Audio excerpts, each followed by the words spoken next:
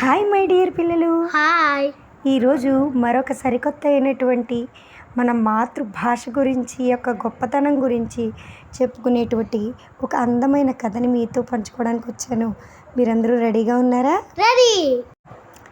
ఈ మాతృభాష అనేటువంటి కథని రాజమండ్రికి చెందిన ప్రతిభ ఎడ్యుకేర్ స్కూల్లో చదివేటువంటి యు జోషికా సాయిశ్రీ అనే అమ్మాయి, వీళ్ళ తల్లిదండ్రులు రాజు అండ్ ఉషా అన్నమాట.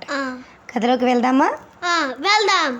పూర్వం కళింగపురం అనేటువంటి రాజ్యాన్ని శ్రీకృష్ణదేవరాయలు అనేటువంటి రాజు పరిపాలించేవాడు. అతడు వేరు రాజ్యాల కళాకారులను ఆహ్వానించి కళాప్రతులను ఇప్పించి మంచి బహుమతులు ఇచ్చేవాడు. ఒకరోజు వారి రాజ్యానికి ఒక పండితుడు వచ్చాడు. ఆ పండితుడు అనేక భాషలను తన మాతృభాషలాగే మాట్లాడేవాడు. ఆ పండితుడు రాజుగారిని, నా మాతృభాష ఏమిటో మీరు కనిపెట్టగలరా అని అడిగాట. ఆస్థాన పండితులంతా ఆ పండితుణ్ణి కొన్ని భాషలలో కొన్ని ప్రశ్నలు అడిగారట. ఏ భాషలో ఏ ప్రశ్న అడిగినా ఆ పండితుడు ఏ మాత్రం తడుముకోకుండా జవాబులు చెప్పసాగాడు. చివరికి ఆస్థాన పండితులంతా చేతులెత్తేశారు.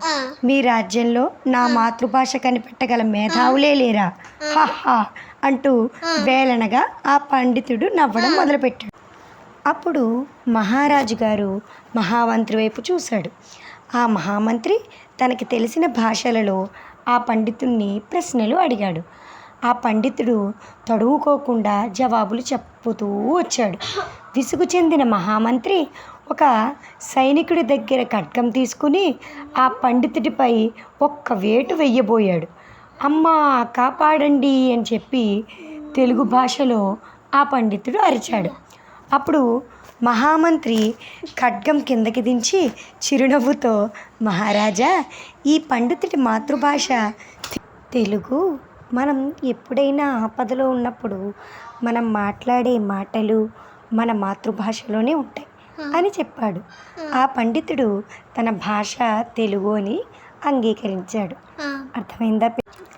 మన మాతృభాష యొక్క గొప్పతనాన్ని తెలియచేస్తూ వర్ణించినటువంటి ఈ కథని మనకు అందించిన ఈ చిన్నారికి అభినందనలు తెలియచేస్తూ, ఇలాంటి మరెన్నో కథల కోసం, శ్లోకాల కోసం ఇప్పుడే మన ఛానల్ని సబ్స్క్రైబ్ చేసి, లైక్ చేసి, షేర్ చేయండి. Thank you for watching. Bye.